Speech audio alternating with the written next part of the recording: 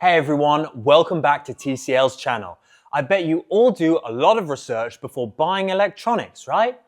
Have you ever noticed when browsing through various TV descriptions, the terms backlight partition and brightness keep popping up? Why do these two words seem to be favorites among TV manufacturers, and why are they considered crucial parameters for assessing TV picture quality? Let's dive into these questions. Now, let's talk about backlight partition. Why are manufacturers these days competing to have more backlight partition in their TVs? How does having more dimming zones improve the picture quality? The backlight partitions refers to dividing the backlight layer of the TV screen into multiple independent zones. The number of backlight partitions tells you how many zones on the screen can independently control the brightness. With more backlight partitions, you get more precise control over backlighting.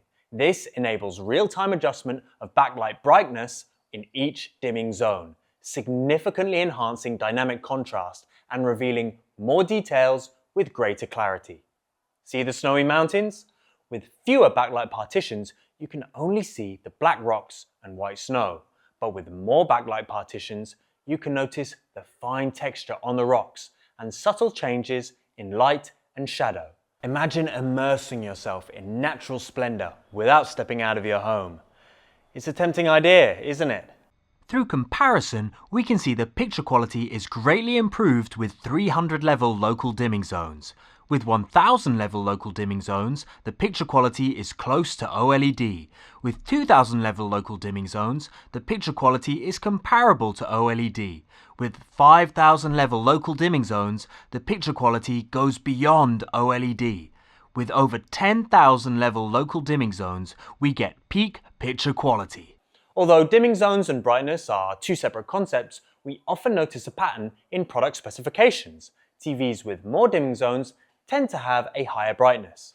Speaking of brightness, these days, TV manufacturers always like to mention the term peak brightness. Peak brightness refers to the maximum brightness that a specific area of the screen can reach for a short period of time. There are many aspects of brightness that could affect the image. Higher brightness brings better contrast, more details and image layers, and richer color performance.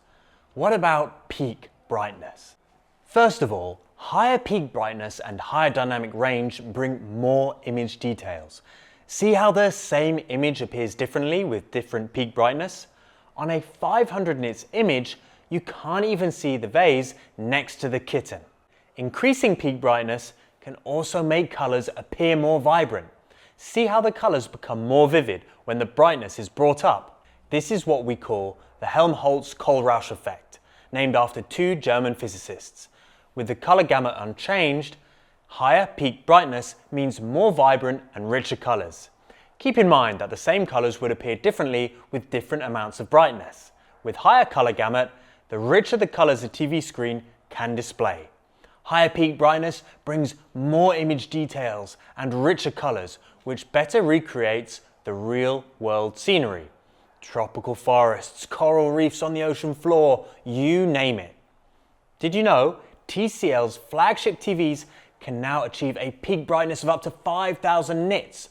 Choosing a large screen TV with high peak brightness allows you to enjoy a cinema-level viewing experience right from your living room. Alright, after going through the content just now, do you have a better sense of how backlight partition and brightness affect picture quality and why they've become core parameters?